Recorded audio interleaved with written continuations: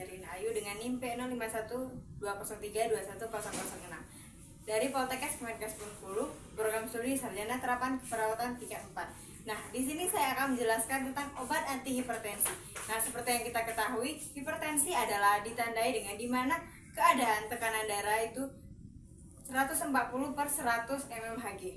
Nah, apa saja yang akan kita bahas pada video kali ini, yaitu mengenai obat-obat anti hipertensi dan juga tentang bagaimana cara mendapatkan, menyimpan, dan juga menggunakan dan membuang obat hipertensi tersebut. Nah, di sini saya akan melanjutkan dengan video edukasi kepada pasien hipertensi. Assalamualaikum warahmatullahi wabarakatuh, Ibu. Waalaikumsalam. Baiklah Ibu, selamat siang. Sebelumnya perkenalkan, nama saya Sherina, salah satu mahasiswa dari program studi sarjana terapan keperawatan Poltekkes Kemenkes Bengkulu. Nah, di sini saya akan melakukan edukasi tentang obat anti hipertensi dan juga bagaimana cara mendapatkan, menggunakan, menyimpan, dan membuang obat anti hipertensi tersebut. Nah, sebelumnya boleh tahu dengan Ibu siapa? Ibu Lila. Oh, Ibu Lila. Ibu Lila sebelumnya pernah ada riwayat hipertensi? Iya, di kata dokter sejak 2 tahun yang lalu. Oh, sejak 2 tahun yang lalu. Sekarang masih merasakan gejala hipertensinya, Bu? Iya, sering pusing, Oh iya, migrain, pusing. sakit. Biasanya Ibu minum obat apa atau ada penanganan lain untuk menangani gejalanya tuh?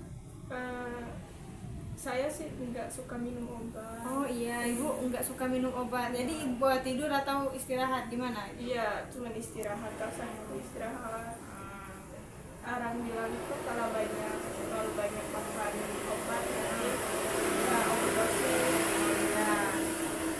Nah, di sini sebelum kita melakukan edukasinya, saya mau cek dulu tekanan darah Ibu untuk memastikan Ibu masih mengalami hipertensi atau udah turun atau udah stabil nih tekanan darahnya, atau memang sering naik turun tekanan darah Ibu. Kalau Naik turun. Ibu biasanya kalau naik itu lagi apa? Pas lebaran? Makan daging. iya.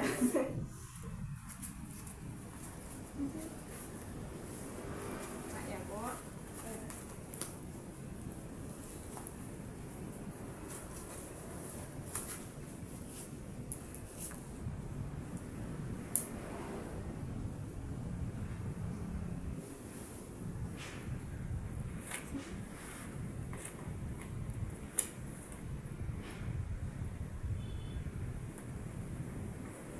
Maaf ya Bu.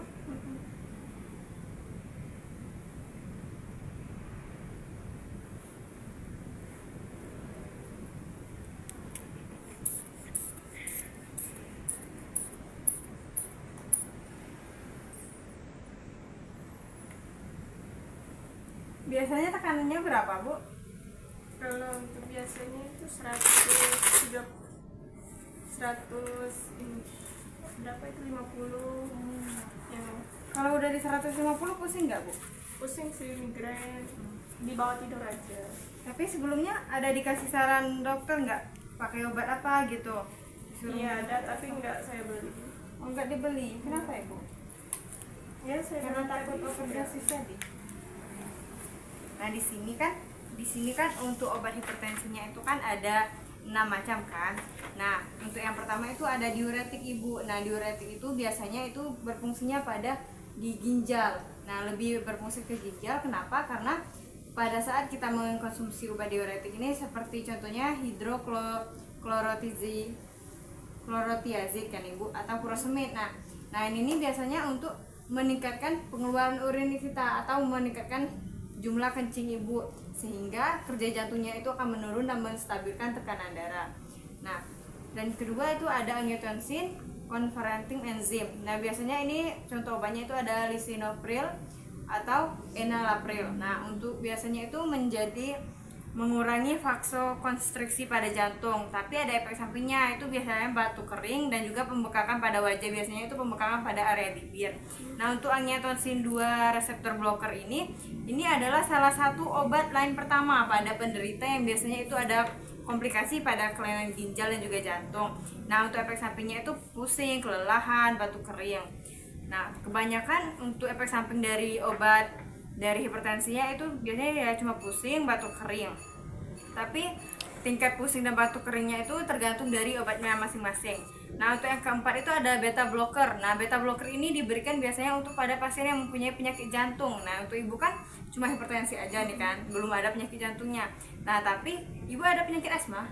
Iya, ada. Nah, berarti ibu tidak bisa untuk menggunakan obat beta blocker ini karena kontraindikasinya itu ada pada pasien penyakit asma.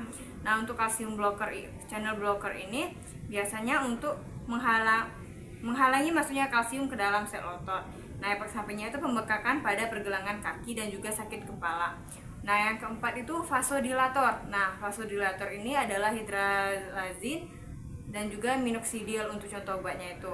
Itu gunanya untuk melebarkan pembuluh darah ibu secara langsung. Nah, biasanya ini kan kalau untuk melebarkan pembuluh darah berarti pembuluh darahnya udah menyempit. Nah, itu biasanya diberikan pada pasien yang biasanya merokok atau juga lansia yang pembuluh darahnya udah mengecil akibat pola hidup yang tidak sehat. Nah, untuk ibu kan ibu jarang nih menggunakan obat untuk hipertensi ibu, padahal ibu udah 2 tahun kena hipertensi kan. Nah, kalau ibu tidak menggunakan obat hipertensi secara rutin, ibu itu akan mendapatkan komplikasi pada penyakit hipertensi ibu itu seperti penyakit jantung, gagal ginjal secara kronis, karena kan jantung itu berhubungan dengan kerja ginjal kita ibu. Nah, seperti tadi kan ada obat jantung kan yang untuk ginjal juga kan. Nah, tuh. Dan juga selain itu ada stroke, masalah penglihatan. Nah, untuk bagaimana sih cara mendapatkan, menggunakan dan juga menyimpan serta membuang obat hipertensi ini, itu ada caranya untuk mendapatkannya. Ibu kan seperti yang ibu ketahui bahwa diagnosa hipertensi ibu didapatkan dari dokter kan.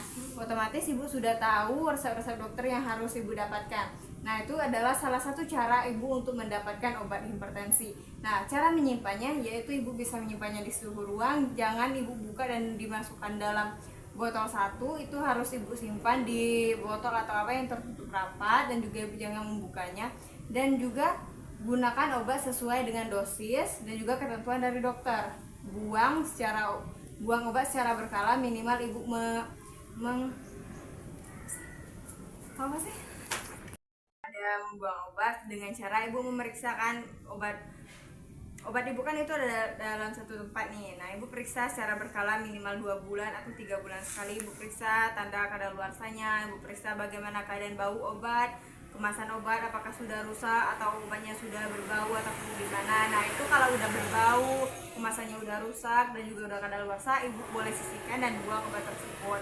Nah, untuk salep sendiri itu ada cara tata sendiri untuk membuangnya, tapi kita kan membahas obat hipertensi, jadi tidak menggunakan salepnya.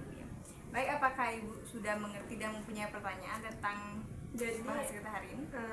Untuk yang saya bilang tadi kan ada yang takut ini overdosis, itu jadi nggak mungkin ya untuk overdosis. Untuk overdosis itu kan biasanya untuk obat itu kan dianjurkan oleh dokter. Nah, jadi kan kecil kemungkinan untuk ibu mendapatkan overdosis, kecuali biasanya ada beberapa obat yang memang obat hipertensi secara bersamaan. Nah, secara bersamaannya itu tidak dalam waktu yang sama. Misal obat satu di pagi hari dan obat satunya di malam hari untuk membantu memaksimalkan kerja otot jantung ibu dan menurunkan tekanan darah ibu.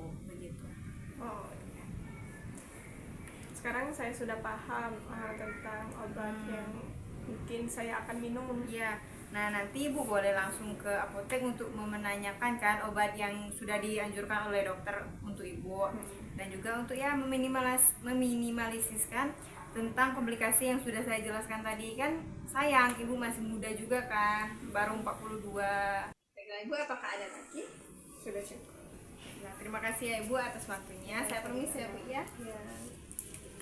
Itu saja yang dapat saya sampaikan mengenai edukasi tentang obat anti hipertensi. Saya akhiri, wassalamualaikum warahmatullahi wabarakatuh. See you guys, bye bye.